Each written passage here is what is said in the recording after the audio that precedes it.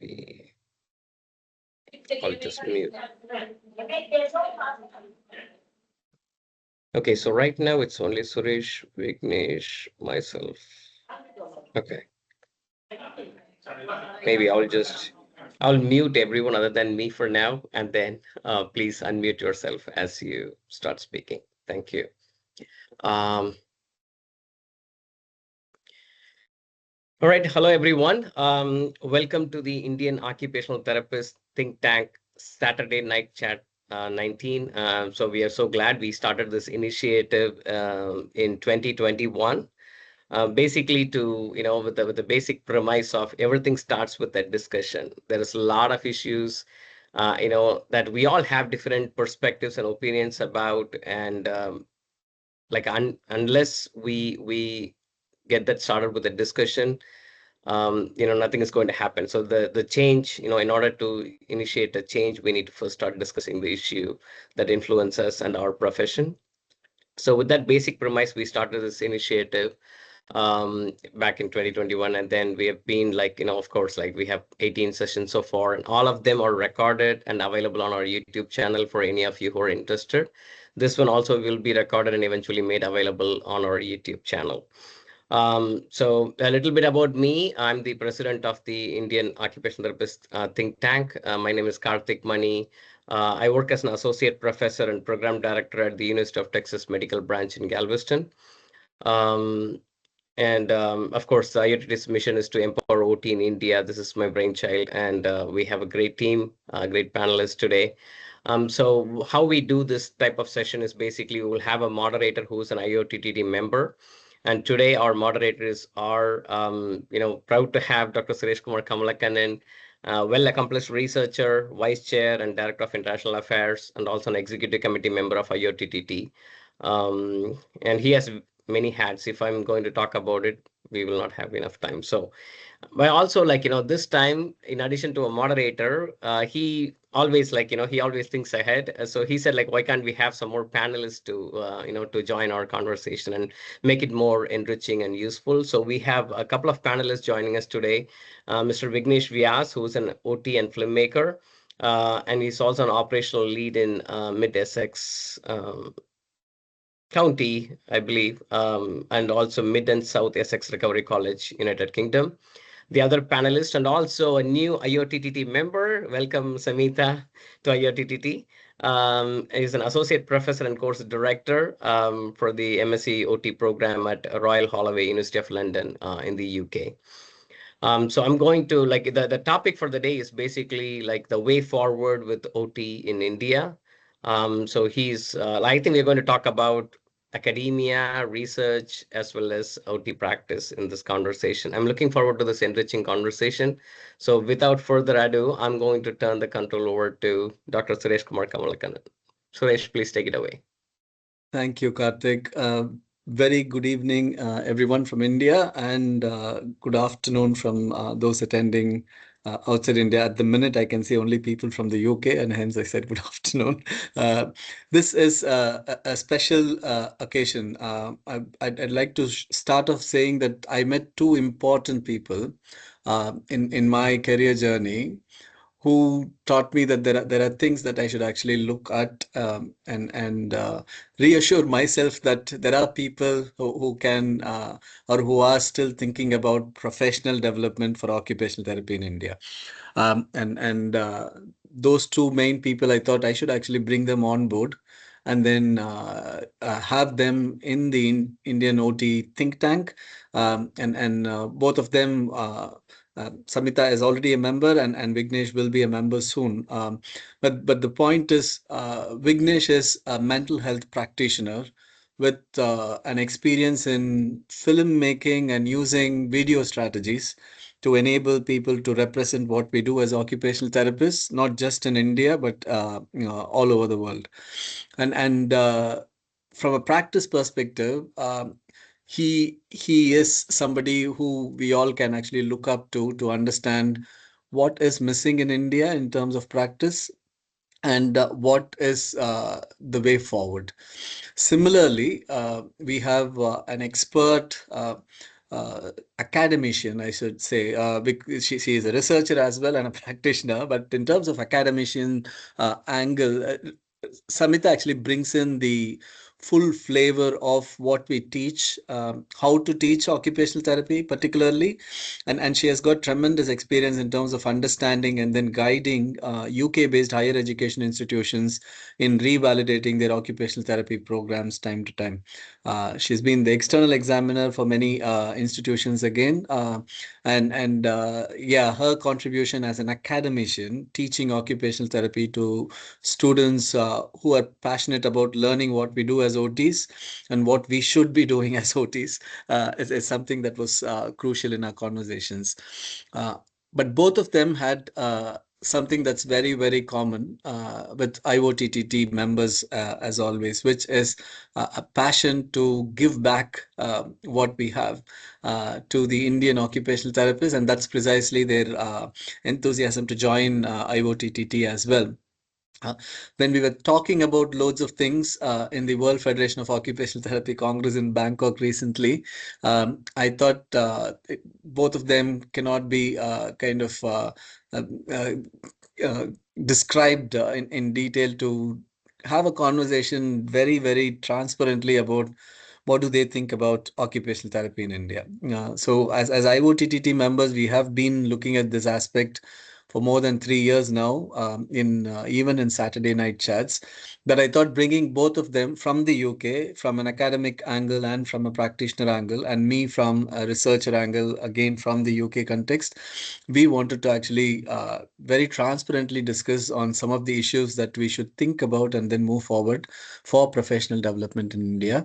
So I will be asking questions to both Samita and Vignesh, and I would request them to provide answers to those questions, and probably we might wind up with 4 questions, and we can have a chat on with you all who are participants here in the future as well. We are recording it, so anybody who will be able to actually listen to this, who are not able to make it today, please share your questions in the social media posting that we will do after the session in the future as well.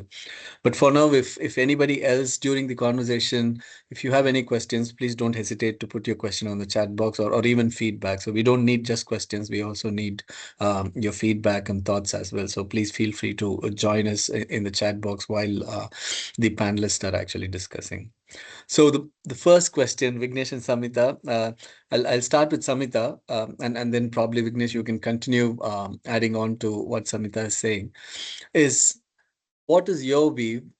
So you've been in the UK, if you've been in India, what is your view on the future of occupational therapy in India at this point in time?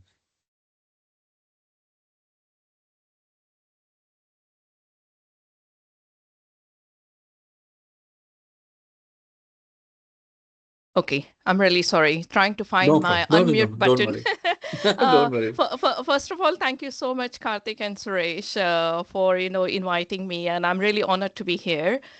This is a topic which is very close to my heart, and since I moved to UK, I've been here for the last 20 years, and then before that, I practiced OT in India for 10 years, so been in OT for 30 years now. So this is a very close topic to my heart where I have always been thinking how we can improve occupational therapy kind of identity in India back home. I mean, before I talk about my views for the future of OT in India, I would like to congratulate actually all occupational therapists because I just heard about a massive step which has happened very recently in terms of regulation and standardization of programs in India. So I'm talking about NCAHP. So I think you guys possibly are already aware of that in 2021 there was an act release, and we occupational therapists, we have been now identified as one of the recognized healthcare profession in India. So a massive congratulations on this big win. So I can see, I think there is a hope here now with that kind of act coming across. OT will get more kind of identity in India, and I feel looking at that change, our profession is at a turning point. So developing this new competency-based curriculum is a big step, and that's the first step towards possibly having that future of OT in India. One of the things which I'm going to say here, which people may not like it, but I'm still going to address that elephant in the room, is I think everybody has to start thinking about the profession and then keep our personal egos or traditional mindsets or attitudes to one side. I think that is the first step to start thinking, okay, we as a professional profession and we as a professional identity, how we can start thinking about future of OT in India. I mean, there are few things which possibly I'll cover over, like, when we possibly go through different discussions. But our identity is the biggest issue in India at the moment, and I think that is still been there. I have been talking to lots of my colleagues back home, talking to new occupational therapists, talking to all the Indian OT students as well, and we are still kind of in the shadows. If I'm not wrong, we are still not able to say that I'm an occupational therapist. It is very different than physiotherapy. It is not physiotherapy. It is not, medicine. It is completely different. I am an occupational therapist. I think that is very important. And our country has a strong points in terms of diversity, access to latest technology. We have brilliant minds, and I can see, brilliant minds coming together here with Karthik's, kind of baby Indian OT thinking tank coming to life. So we have to use them. We have supportive family structure, and I think combining all these points, we have to build on that and then think about how we can possibly work on future of OT in India. There is a bright future, but I think we have to take some right steps in that direction. And I'll possibly hand it over to Vignesh now. Vignesh, over to you. Go on, Vignesh. Thanks, Samita. Thank you. Thank you, Samita. And thank you, Suresh, for the introduction. That was very kind of you. One thing that I want to clarify right at the start is, unlike the um, other OTs here, I have not practiced in India. So I just want to put it out there because it's very important that someone externally coming and just preaching what needs to be done is not fair. So as much as we are here to discuss, I'm also here to learn from each other. So I see this as an opportunity for all of us to learn from each other.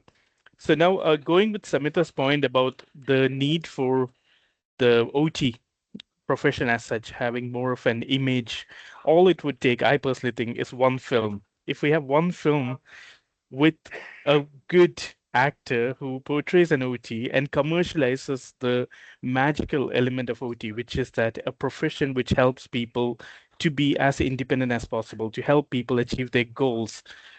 I mean, it's such a unique thing, such a unique profession that I feel like there is more work needs to be done. I completely agree with Samita in terms of how it needs to be done. In terms of going back to Suresh's question about where do I see where OTs are being will be placed in, I feel like personally, I feel like because we are such a new profession compared to any other AHP discipline, we've only been existing for roughly 110 years, that I feel like India in itself will be able to explore different ways of where OTs could be placed in. For example, within the NGOs, within the charities, of course, there is the mental health side that I'm coming from. And I feel like there is more work that could be done. One of the things that I hope to do and I plan to do, and I hope, Deepa, you don't mind that I'm putting your name out here, is Deepa Sundareshan runs the project in Chennai, which I was hoping to go and do a placement or go and see and try and see if we can do a collaboration at some point in the future, because I feel like there is much more that could be explored from a mental health point of view. My personal understanding from the discussions I've had with a number of OTs during WFOT or even post WFOT is that OT is still very much on the physical health side of things. So, or it's very much within the pediatric side of things. And I feel like there is much more, even the elderly population. So 70 and above, India has a very growing elderly population. And I feel like there is so much that could be explored, even that aspect. And the thing is, one thing I want to put it out there is that there is no child in this world or no individual in this world who's born to say, who comes to earth and suddenly says, I want to be an OT. Unlike becoming an engineer or a doctor or a YouTuber, nobody says they want to be an OT. So you always happen to come to this profession through an interest of something else. It could be research. In my case, it was filmmaking. It could be completely different. So I feel like we have a duty, like I feel like OTs are entrepreneurs right from the start. So we have an duty whereby we can feed on our passion, whatever that passion is, which brought us to the occupational therapy. And I feel like within the Indian context, there is still that opportunity to explore that question about how you ended up becoming an OT. What was that key point? And then there is an opportunity to build up on that. That's my. I hope I haven't gone in a circle. So yeah, that's my thought. No, not at all. Not at all. Thank you both for the very useful insight. Um, I'd like to basically touch base upon what we have just said to ask my second question, which is, what do you think is the immediate gap that must be addressed to protect and to promote development of occupational therapy as a profession in India? I'll reframe the question. So what is the immediate gap that must be addressed to protect and promote our profession and professional development in India? I'm happy to start, Suresh, Yeah, if that's okay. Yeah. Okay. yes, Samita. And then Yeah. if you could actually highlight the academic Yeah. perspective to it, then that will be very, very useful for us. Yeah, thank you, Suresh. Academics, I mean, for me, academics is the first step always, because education and training is the foundation of everything. If somebody is not educated enough or educated in certain kind of skills and knowledge, we cannot ask them to achieve certain things in the clinical area or something. What I have seen, or possibly, after discussions with different people back home, we are still, I mean, in India, and correct me if I'm wrong, we are still heavily reliant on medical model of practice. And there are still, of course, the competency-based curriculum is coming now. So things might change in the future. But until now, the profession is driven by lots of medical practice. It is not client-centered practice. And in UK, or rather in most of the developed countries, what we do is we are focused on client-centered practice. So I think this I find is the biggest gap in our curriculum back home, that we are making our therapists think in a different way. So we have to start changing that mindset and that thinking right from when we have a student, enrolling for OT. So as Vignesh actually correctly said, if somebody is applying for the OT course, what is actually driving them to come to this profession? I hope it is much more than going to UK or US or going to abroad for practicing OT. I think we have to start changing that thinking and then start developing a thinking where you are studying OT, you can practice your occupational therapy in India. I think that's the foundation and first thing we'll possibly have to start addressing. The other gaps that I have seen in the curriculum or possibly in practice is the theory and practice. There is a big disconnect. It's not linked, it's not aligned. And this is quite common across most of the curriculums. So when I wrote the curriculums, when I'm looking at the other curriculums critically, I think personally, I feel that link is very important. And students always say, okay, I'm learning a model, or I'm learning a framework, or I'm learning some kind of theory in the classroom. How am I going to apply that when I see a client with a particular condition? And if you can't really apply that, why we are actually teaching those theories? Because it doesn't make any sense.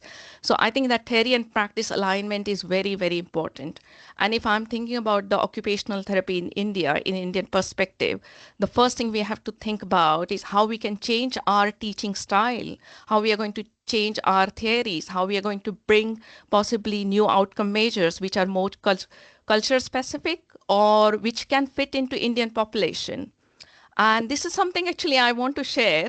I know I'm possibly digressing slightly, but not completely. I actually had a very close conversation with Mr. Kilhoffner. So Kilhoffner was a father of model of human occupation. And this is the very westernized model that we use, in lots of Western countries. And he was quite keen to develop an Indian specific MOHO model that time. Unfortunately, when I met him, he was not well. And then after a month or so, he passed away.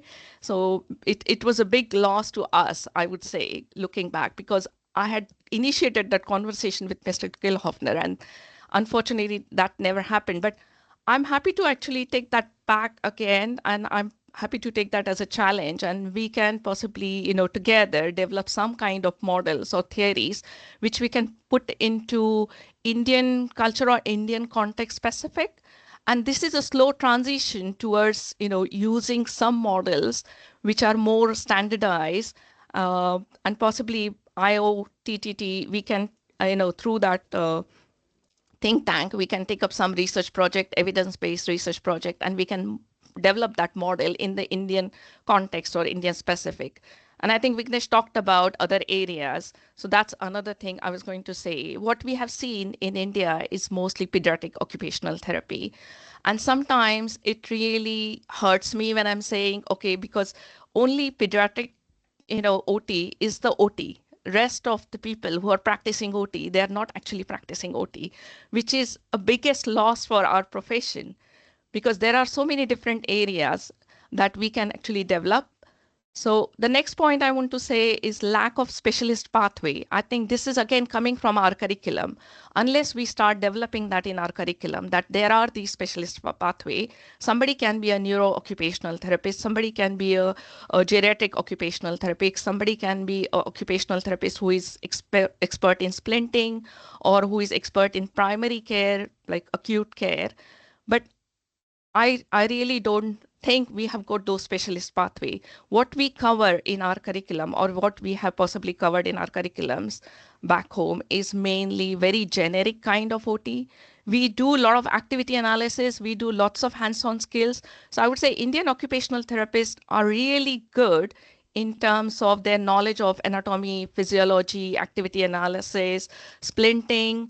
They are really good into hands-on practice. And when Indian OTs come and practice in the UK, or when I see Indian students coming here, they are such a really experts in doing that. But there is a big gap when they have to work in a particular area, in specialist area. That's where you can start seeing gaps in those skills and knowledge.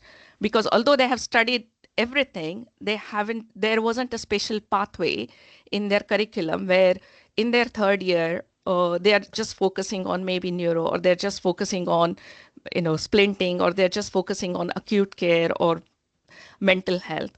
So I would say I think this is something possibly, it's a big gap. And again, please correct me if I'm wrong, because I haven't seen the new curriculum, which is competency based. Hopefully they may have addressed all these gaps already. But if it is not something which is not addressed, maybe that's something, IOTTT can take some initiative to develop that. There is one last thing which I'll say, and then I'll hand it over to Vignesh. I think as a researcher and academic, this is my passion again. I think we have a very limited research culture. We really don't encourage our OTs and OT students to take up some research. And when we have students coming here to work as an OT, this is the biggest gap I have seen in our Indian occupational therapists, that about research, they have very limited knowledge about research methodologies, because they haven't been encouraged into their curriculum to do some research projects.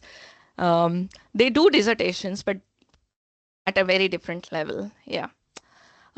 So hand it over to Vignesh now on that. Thank you, Samita. Thank you. If possible, you can basically put your answer in the chat. So this is a kind of a add-on question to you to get more inputs on in terms of the immediate gap. I'm just highlighting the gap that exists in the academic team, the people who are teaching and training occupational therapists to be the future practitioners. What gap do you think it's there? If you can put that in the meantime, when Vignesh is sharing his thoughts, that'll be great. Thank you. Vignesh, over to you. And again, I request you to provide the practitioner's perspective here again. So we spoke about occupational therapists in India sticking more towards pediatric population, sticking more towards physical health. I wouldn't agree to that because if you ask what we do in amputee settings, where are we in terms of acute and emergency care? We are not there anywhere else. But we are always there when it comes to pervasive developmental disorders, something that's aligned with mental health. We also have kind of very clearly said what's out there for practice, and hence all this is happening. So keeping all this in mind with what Samita had said as well, what do you think is the immediate gap that needs to be addressed to promote professional practice in occupational therapy and professional development in India? Sure. So first and foremost, I will definitely echo a couple of points that Samita mentioned. One about having a model or framework which is cultural based, which I think is essential. And I think the Indian OT think tank could take up as a project and something that I can actually see being presented at one of the conferences in the immediate future, which I think would be amazing. Secondly, in terms of the publication side of things, again, I think it's very, very important. I know generally worldwide there is lack of research in terms of from an OT perspective. And uh, as Karthik highlighted, who more than Suresh to actually champion it, who's just recently completed 100 publications. So congrats on that. And that's, that's a real um, path breaker in terms of that. But I feel like there is a lot each of us can individually publish projects or any kind of research papers and things on that side to help evolve on that element and highlight the profession. Now, when it comes to from a practitioner point of view, I feel like the angle that we should be looking at, and I do think, as I was thinking about it, I do think there is a business model here as well for OTs, is the fact that we should be focusing on early intervention work. So one of the projects that's currently being taken place in UK, and I think would benefit highly within Indian context as well, is the use of OTs within ambulance services. So when the ambulance goes to the home, the OTs are involved in it. And what the OTs do is before they avoid hospital admission and they try to see if we can put the necessary adaptations or necessary provisions or even signposting in place for the client so that it's reducing the risk of going to the hospital, getting any other, diseases or issues or complications, and also in terms of trying to ensure that the OT is at the forefront of the MDT and being part of the treatment planning. So I feel like early intervention work is really key. And as I was thinking about this, I was thinking that imagine a situation where there are so many private hospitals, and apart from the government sectors, there is a private hospitals in India. And if there is an OT who's an entrepreneur who is able to lead upon this in terms of having OTs within ambulance sectors, that's a business model there. So that's a big kind of an aspect. Obviously, I would heavily champion on the mental health side of things. So I obviously lead the service called Recovery College here, which I don't know if you have heard about it. If not, what it is it's a co-produced service, and that's another aspect. Please please focus on this word, which is called co-production. I will explain that in a second. But the Recovery College, what we do is it sits between an educational setting and a mental health setting. So in my team, there is 20 staff members, of which nearly more than 55% of the staff members have mental health diagnosis. So they have bipolar disorder, schizophrenic, various, diagnoses. And the rest of the staff members are either OTs, paramedics, nurses, social workers, etc. And what they do is together, so people with the lived experience of mental health and people with the professional experience of mental health, they come together and they develop courses which is for the community. Now, this is a great service, but there is still a risk because it's not fully managed or there is no guidelines. So there is a risk of this turning into a cult where you can provide false information. But in India, it's still not been explored. And I feel like in terms of that community, again, as part of early intervention work, I feel like there should be more recovery colleges which focuses on co-production. Now, the word co-production, that's been practiced into every aspect within the UK health sector here. What that basically means is that anything that you produce, be it any services, any settings, even when a hospital is being built in the UK, what they do is they speak to the community there. They ask them, what is it that you guys want? How do you think the treatment should be? And really bringing in that lived experience, because it's the people who wants to access the care who are the experts, along with obviously the rest of the medical team. But it's the professionals and the lived experience experts, they come together and they design the service together. And I feel like that kind of a model, which Samita earlier mentioned, it's very much medical model that we've been following in India, but there is that opportunity to make the transition for a more holistic approach. So we're saying that, the patient is at the forefront. It's your care. We want to listen to you. You need to advise us how you would like, and then we'll bring our professional expertise to go that way. And that's very much within an OT model, because there are these sayings, there are a number of sayings that the doctor will help you live longer, but an OT will help you live better, or that, a physio will help you wear the walking shoes, but the OT will help you wear the dancing shoes. So it's very much about what is it that the patient wants and going towards that. But all of this starts, I personally think, from that early intervention work, because we are not trauma focused, we are trauma informed. That's why. Thanks, Vignesh.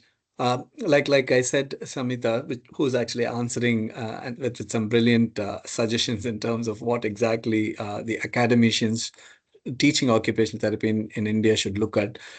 From your perspective, it'll be great if you could share the ideas of, are we as practitioners in India really looking at the felt need to implement what you just said in terms of co-production? Are we co-producing interventions? Are we actually looking at the felt need of the population? Because we don't have a system in place, we don't have multidisciplinary teams in place, and hardly occupational therapists talking to another occupational therapist who could both be an expert practitioners has become really, really rare, in a very healthy way, I mean. So it's all kind of superficial in one sense, in terms of, okay, I'm a good practitioner, you're a good practitioner, let's shake hands and then do what we are doing. But when it comes to professional development, if you think there's some immediate gap, especially in addressing the felt need of the community who require our service, and secondly, optimizing evidence-based occupational therapy with the suggestions that you just gave. If you can type it in the chat box, that will be fantastic. Please, Vignesh, thank you. I'm moving on to my third question, to Samita. So we know your thoughts, we understand your suggestions and the gaps that we currently experience in India for occupational therapy. But we have very minimal organizations. In terms of organizations, I cannot explain how resourceful we are, because we have so many OT schools as within university framework. So we just don't have one university having many OT schools, but we have many universities having many OT schools. And we also have a tremendous amount of occupational therapists with heaps of experience. And all of them, if you look at, we only have two associations to go to. One is All India Occupational Therapists Association, and the other association is government. So we really don't know what association is this, which department we should go to, because sometimes it's Ministry of Health, sometimes it's Ministry of Social Justice, sometimes it's Ministry of Transport or Women and Child Development. So we really don't know. But what we think is only both these agencies can be the pioneers for the profession, who could support the profession and professional development. IOTTT has always thought very supportively of these two institutions, and we have been continually supporting. We have been updating them with what is happening with us. And in this specific context, what do you think must organizations do to support what you just said must be addressed? Okay, thank you, Suresh. This is a very much political question now. I mean, if I say things, I'm going to address the elephant in the room now again, possibly. I would say in terms of, I think, because I think OT has been moving into different councils, and what I hear recently is with NCHP Act coming into picture, I think we are going to have a better identity. Having said that, I'm not sure whether we still have our kind of a, council, or because I remember we used to have like a physiotherapy and OT council in the past, and they used to signpost or they used to kind of direct. But what started happening is each course started developing their own programs. And although there are some courses, I was actually looking at the data this morning, how many courses in India are approved by World Federation of Occupational Therapy, and not all the OT courses in India are approved by them. So possibly, and if I remember correctly, I think IOTTT, you did some survey, isn't it, in the past, in terms of how many courses are there and different things. So Karthik, please correct me if I'm wrong.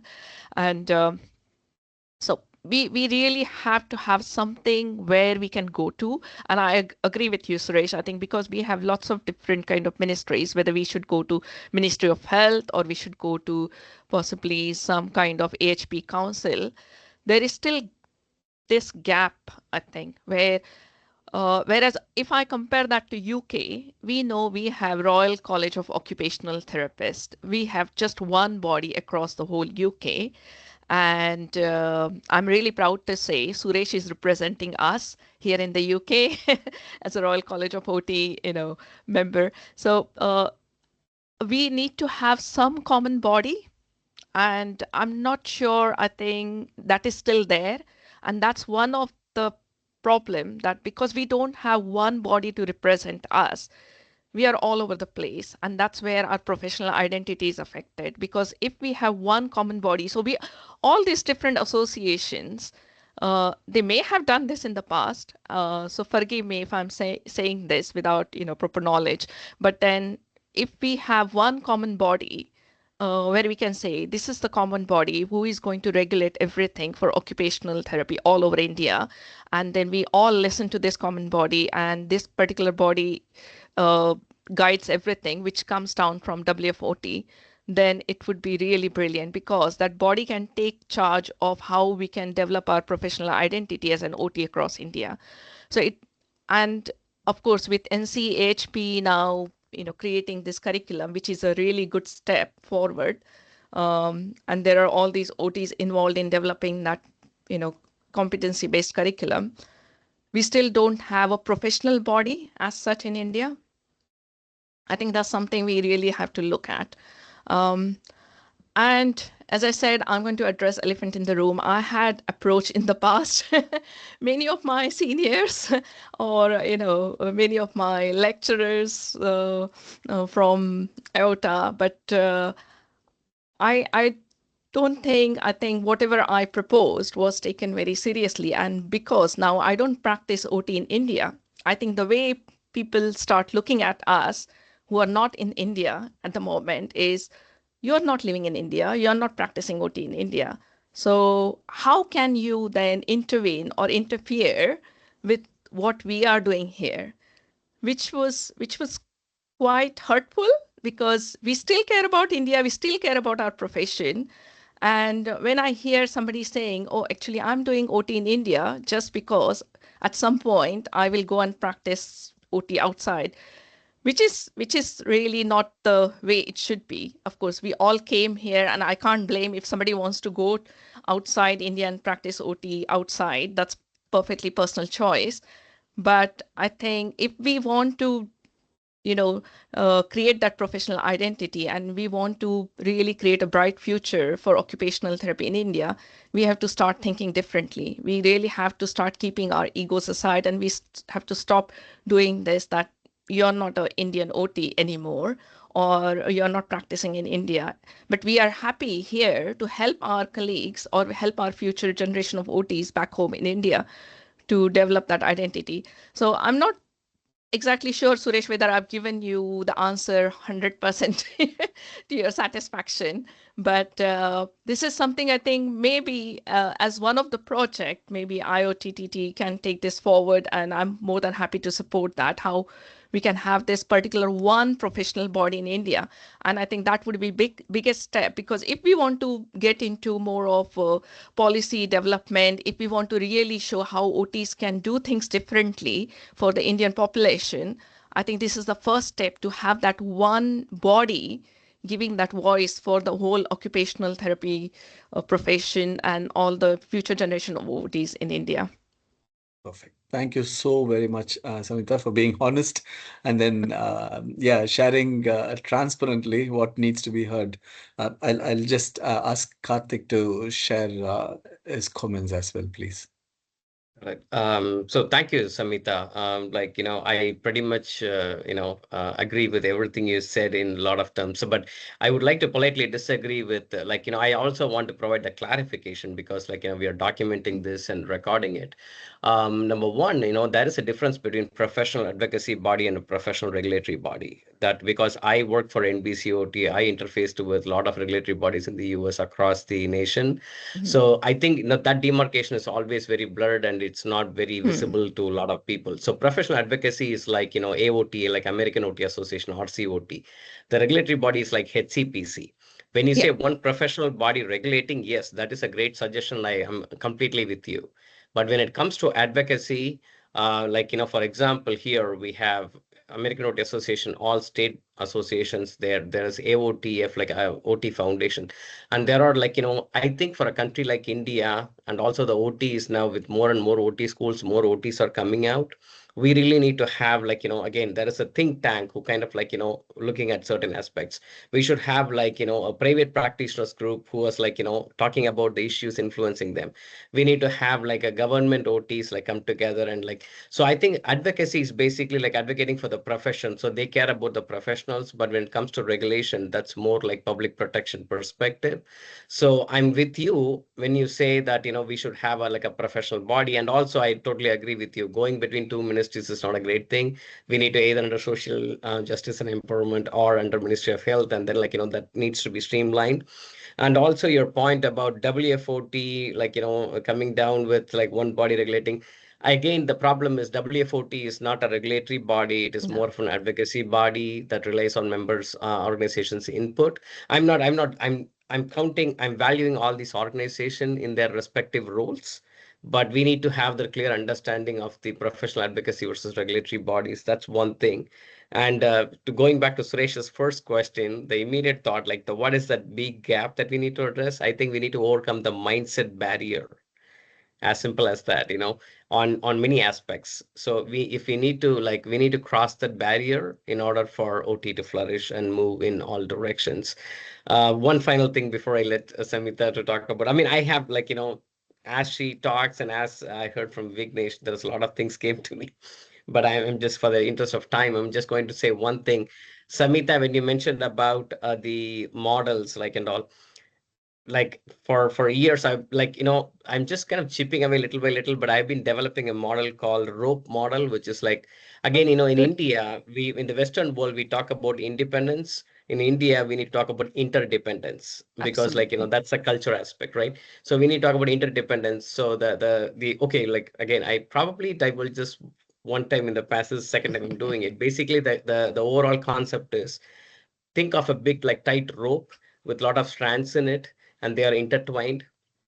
And that's how in India, it's it's basically, there are a lot of aspects, physical aspects, spiritual aspects, mental aspect, cultural. All these things are intertwined. And when there is an injury, there's a cut in one of the strands, it's going to weaken the integrity of the rope. The integrity of the rope is the health and well-being. So that's sort of the crux of it. But again, when I first started practicing, you are spot on when you say that there is a dissonance between theory and practice. Yeah, because I learned everything through Petrity and all these Western Yeah. textbooks, and then when I walked into a clinical setting, it's very hard for me to translate that information into the context of practice. And again, that led me to publish my first book way back in 2011. That is trying to document my 5 to 6 years of experience back then, and then how I translated those Western into Indian context, so I can compile that and publish that as a book, back then. So yeah, I mean, that was very inadequate work in my view. That we need to do more and more of that. And now there is more and more OT schools in place. More OTs are coming out. We need to have more contextually relevant models and theories and textbooks and publications in India. Thank you. I'll stop here. Go on, Samita, please. Okay. So first of all, thank you so much, Karthik, for clarifying that. Of course, when I meant about, having a voice, what I talked about is a professional body, not a regulatory body. So I do understand. I think we will still need a regulatory body, something like Ministry of Health or, whatever that body is in India. What possibly was really I wasn't happy with is our profession being thrown from one ministry to another ministry or from one council to another council. So I think we possibly, if we have a professional body, I mean, this is how it works in possibly US and UK, because our everything goes to Royal College of Occupational Therapy, and they are our representative to go back to the government and say, we we need a body which can protect our profession. And of course, in UK, it is very much clear that we've got Health and Care Professions Council, who is our regulatory body. But also with HCPC, they are always guided by Royal College of OT. And what I'm trying to say here, Royal College of OT has got so much voice and strength that they can go back and say why you're not actually taking occupational therapist opinion when you're developing a particular policy, or when you're designing a new guideline. Occupational therapists work with this particular client group, and then we have to be on board when you're developing that guideline. So what again, not everything is applicable to India, but what I'm trying to say is, in terms of developing our professional identity in India, I think this will be a biggest step, that we need a group who can say this confidently and go back to the government and say, we are occupational therapists and we can make a huge contribution to Indian population. We can make change in our clients' lives. We can change their well-being, and we can do that. And we all have done this in our practice, back home. So I feel there is a big scope, and this is again going back to the first question that Suresh asked: what is the future of OT in India? So this will be future. This is what I see. I envision this kind of future for our profession. But to do that, definitely we need a really strong professional body to voice out. And this is where, again, going back to the same thing I'm saying, people who are in India, they have to really start thinking about the profession, not thinking about, other things. Okay, I'm ready to change my mindset. I'm ready to change the way I'm teaching my students. I'm ready to change the theories. So those kind of attitude is needed. So we need some kind of passion. And I'm sure there are many passionate OTs and educators back home who, and personally, I'm saying, when Suresh invited me for this webinar, I started talking to lots of my colleagues and I started asking these questions. And they were very, very happy to know that there is a body called IOTTT who is thinking about profession, who is thinking about changing the future of OT in India. And the response that I got from some of my colleagues, uh, and those who have been in practice like me for over 20 years, say that, oh, Samita, this is excellent, and then we really need something like this happen, because there haven't been any change all these years. So there is still that passion. I think we just have to ignite that passion in our therapists back home. Yes. Thank you. And one more thing I was going to say, and I'll finish there, Suresh. Sorry. What Karthik has already done, which is a great thing, that you've written a book. And I think we need more books like that, Karthik, where we can True. possibly apply those Western theories and how we can apply those into our practice in India. Absolutely. So yeah, some kind of project through IOTTT. You you committed yourself now. Oh, okay. To more than 2 projects, I think. Thanks, Samita. Thank you so much. So, Vignesh, I'm just working on all the feedback that's just come, and the question to you is, um, in terms of protection of the occupational therapy practitioners, okay, what kind of support do you think organizations in India should give? See, people make mistakes. People may not make mistakes, but it becomes a mistake. And sometimes that becomes unlawful at some point in time in India. and the professional identity of not just the person who's involved, but the whole professional identity itself is lost in many instances in social media. This has happened many times. We hear newspapers saying somebody has some therapist has broken a leg, or some serious incident had happened during a therapy session, and OTs are responsible. And then it goes round and round, and finally the professional recognition is kind of lost. What do you think at this point of time for practitioners to happily and confidently practice OT in India effectively? What support do you think must be given? And what's actually available to you in the UK? Yeah, that's what I That's was not actually there in going to. India. Yeah, thank you. That's what I was going to touch upon. The first thing is, in terms of what's available here, is what's called, I mean, obviously there is the basic things like, for example, regular supervision and stuff. But there is also things like Schwartz rounds. Now, I don't know if you have heard about Schwartz rounds, which is a very interesting practice. Um, I'll just type it on the chat so that, oh, I think Samita, you're typing. So yeah, the Schwartz rounds are, it's very interesting, whereby it's a reflection session whereby the whole MDT, so multidisciplinary team, would come together. In this case, in OT's case, it could be just OTs coming together to share really difficult cases and to take ownership of any mistakes we've made. Just so that, because the thing is, we only learn from our mistakes, and it's important to have such opportunities. Now, as it was mentioned before, rather than, although there are two high-flying OTs in India, but have no space to work together or discuss things and just shake hands and go for, separate ways. It is important for spaces like these, like IOTTT, in order to, having similar kind of an approach whereby people are able to share clinical cases where mistakes have been made or where learnings have been made, and are able to learn from each other in that kind of an aspect. But there are a couple of other things that has also been mentioned already, and that needs to be taken into account. Is one, the ownership of our own roles, and having more. I mean, this was mentioned a couple of times, but the main thing being highlighting again and again is the self-confidence of OTs, because it's an ongoing thing, not just in India, but even in the UK as well. Still, there is a lack of understanding about what occupational therapy means and what an occupational therapist do. And when it comes to, if if we take the analogy that Karthik mentioned about the rope, you have the doctors, you've got the psychologists, you've got, the nurses. We're kind of at the bottom. When it comes to an OT's opinion, it's usually at the bottom. So there is an important aspect in terms of us kind of championing and taking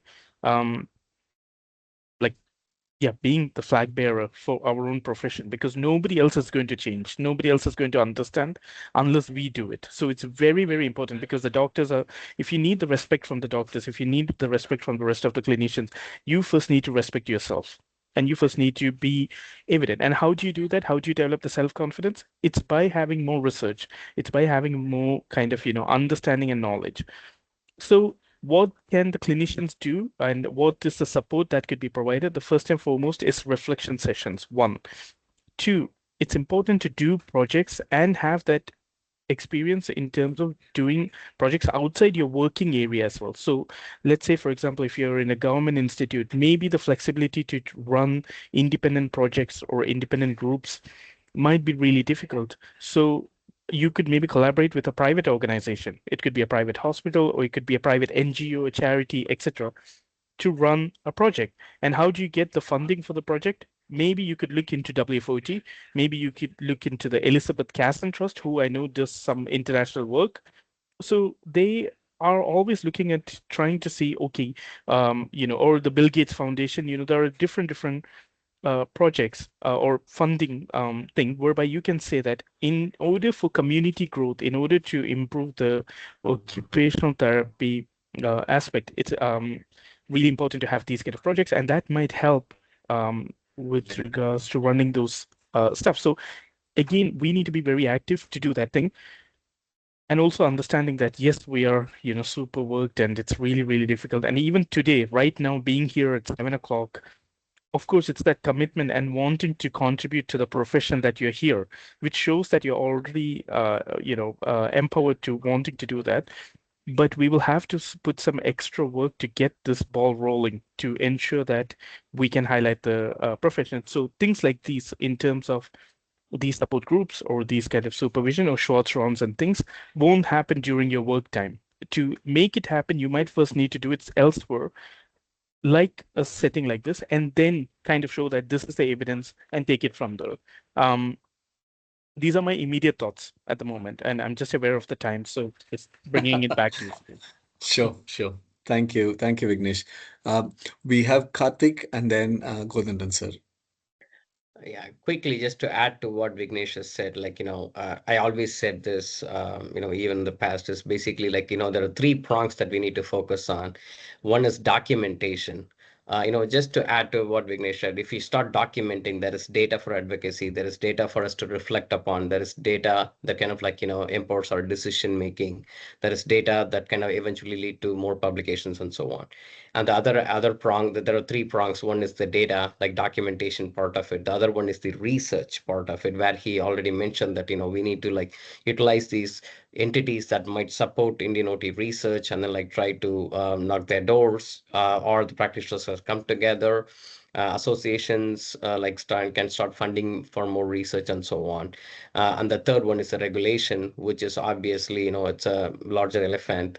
But anyway, I think with the NCAHP success and eventually its successful implementation, streamlined and successful implementation, I think at least we address that prong a little bit. But we need to I think because there is not a third party reimbursement structure in India and all, the requirement and the need for documentation was always very bleak. But now I see that there are some schemes, the CM, health insurance schemes are addressing some. There are government programs that now started reimbursing, for OT services. There'll be more need for documentation. So that's something I think, instead of seeing that as a burden, we need to see that as a great opportunity to embrace and then thereby advance the profession. So just want to add those thoughts to what Vignesh has said. Thank you. Thanks, Karthik. Govindan sir, yes, please. Yes. Thanks, Rich. Thanks, Karthik. Yeah, thanks, Samita ma'am, for sharing your thoughts on Vignesh. I am just a head up. I don't want to be rambling around. I just want to bring the point. So I'm coming from a business mind. So just to protect and promote the profession, we need to have a living wage. So it's a wage in Western country and wage in India is a totally different thing. So it's not kind of they don't go by one to one. It's a different perspective. So in terms of I see people now, the trend is changing. People are not mad to come out of India just because of the their upliftment of their livelihoods, because they're happy to stay in India with 1/3 of their earning in Western countries. So just to support that point, um, just kind of we need to train, we need to give the training and the development to the profession. That's to protect the practitioner and also the public. And that makes the business case for the regulatory and the professional body, because that's what they are working for, whether it's a Ministry of Health or Ministry of Social Protection.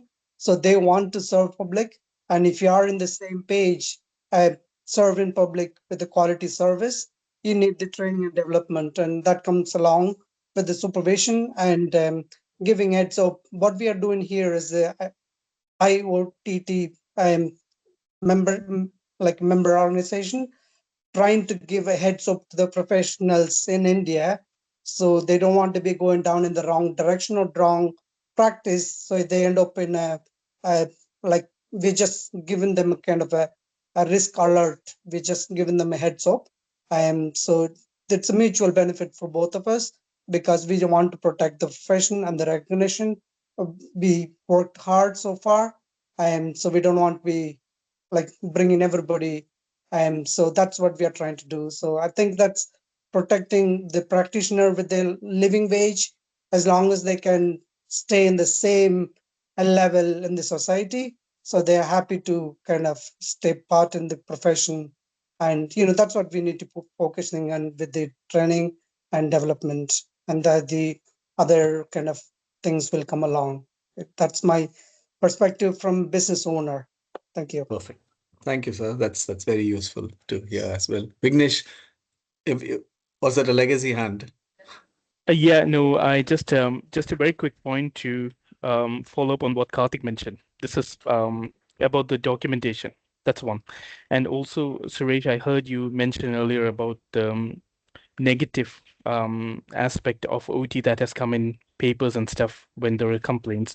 I'm glad that you pointed that thing out, Karthik, because one thing in terms of documentation, be it client documentation or in terms of even discussion with staff members, just from number of cases that we've observed here, even in the UK, one thing is always, always, always, if you have had a verbal communication with someone, follow that up by email. Always, like always make sure, because if not, it will be like he said, she said.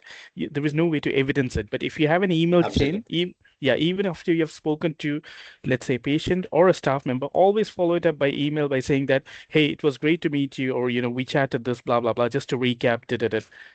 If not, yeah, it's going to be a huge issue. So, Karthik, thank you for pointing that. So, Thanks, Vignesh. Deepa ma'am, Yeah, hello everyone. I'll not take too much of your time. One main thing which can you hear me? Yes. we can, Yeah, we one can, thing ma'am. I think Yes. we need to consider OTs as equal partners in the team. So that's very essential, not for the other members to respect us. We OTs ourselves, we don't want to lead actually. That is something which we need to focus on. And secondly, I think there are certain models or frames of reference are still quite obsolete. So we need to look into them, revisit, and then see.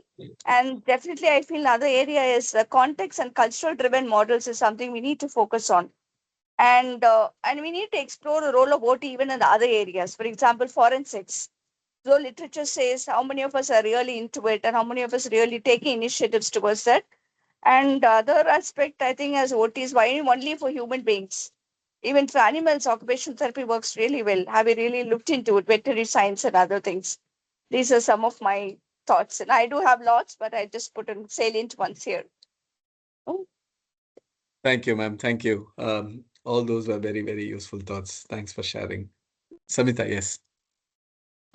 No, just wanted to, support what Deepa is saying. So that totally agree. And Deepa, in UK, we have our practice placements in different kind of, animal charities.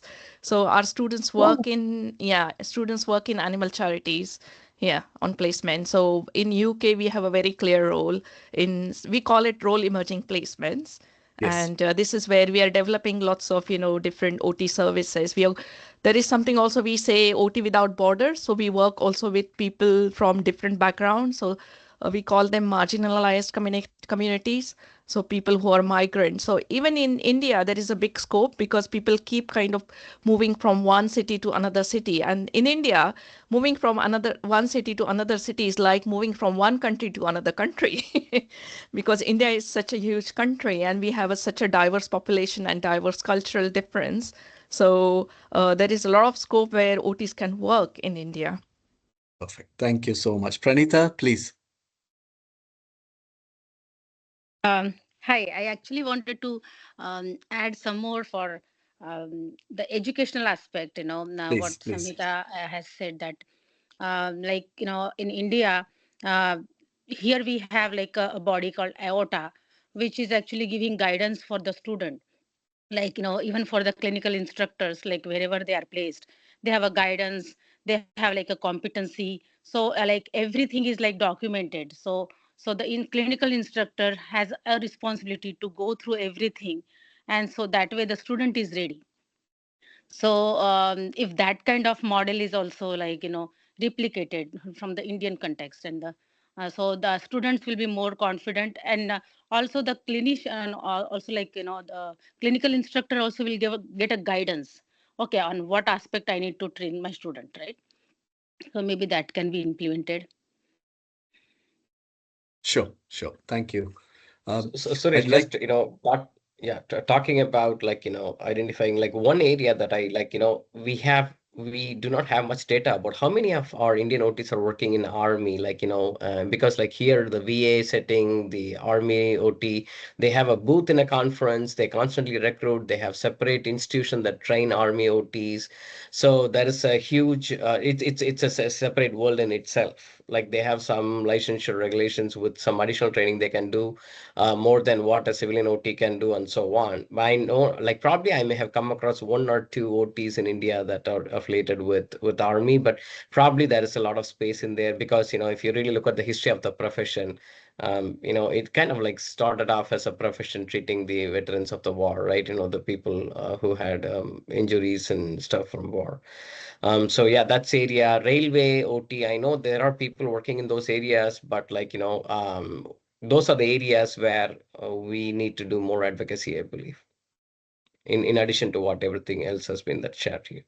Yeah, sure. Uh, Thanks, Karthik, for that suggestions as well.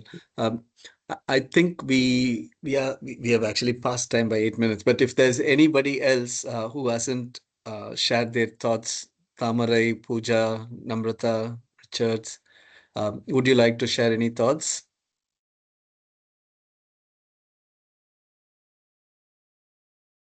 All right. There's silence there. One additional information that I'd like to give, especially in the context of UK, is that Royal College of Occupational Therapy is the professional development body. We also have British Association of Occupational Therapists, and it's a dual role that I play as Director of International Affairs as well as Director of the Board of British Association of Occupational Therapists. Why I'm saying this exclusively is because the British Association of Occupational Therapists uh, looks at the professional indemnity. If you're a member of our court, if you're either teaching, if you're practicing, if there's something wrong in terms of regulatory requirements, and if you need to be protected, the membership that you pay for every month in Royal College, part of it goes to the indemnity cover. So you're actually protected by a bigger union called Unison, which looks at nurses, which looks at physios and other professionals as well. So we do not have such kind of body to protect the practitioners or teachers in Indian context. That's one of the thing is basically because as I've spoken to All India Occupational Therapists Association as well. The current model of membership we have is yearly, not even yearly, it's actually lifetime membership. And now it's changed in terms of after some years you actually Yes. renew your membership, but that's not the case. We are looking at in Royal College of Occupational Therapy, we are looking at around 2,000 rupees minimum as their monthly payment towards just the union aspect of protecting professional indemnities. And we are looking at just paying 10,000 rupees in India for lifetime membership. So those are some of the angles that we could obviously look at as well. So we do have a long way to go. That's how I should put it. We True. and but I can't sum up this discussion. Definitely no, because plenty of points from Samita, Vignesh, Karthik, and others who have joined as well. I think we have to definitely go back to the recording to listen to and then have action points from there. Whoever it is, as individuals, as group of people who are interested in it. I would like to take this opportunity to thank Samita and Vignesh again for joining me and for also kind of volunteering to be a part of the Indian Occupational Therapist think tank. And secondly, I would also like to invite anybody here in this specific forum who's not a part of IOTTT to come and join us as a part and then contribute to our vision and mission of professional development in the country together. If not, if there's anybody who's with any questions or any inputs or any feedback, we request you to post your thoughts through email or through our social media pages. The email is IOTTT.org. If you get into it, then you can actually access the contact points for us to get to know you and your questions as well. I'd like to take this opportunity to thank you all. Special thanks to Karthik for being there in the midst of American OT Association's day 3. Thanks, Karthik. And Govinda sir, thank you for sharing your thoughts as well. And you have been a consistent audience for us and supporting IOTTT's efforts. So special thanks to you too. Thank you, everyone. We'll look after to the next SNC very soon. Thank you. Thank you. Thank you so much. Yeah, Thank you so thanks much. everyone. Thanks for joining Thank us you. today, for taking the time to join us, and join IOTTT, please. Looking forward to working with you all. We have a lot of ideas. We need more hands to, make it a reality. Thank you. Thank you. Thank you. Thank you Bye. all. Bye. Bye. Bye.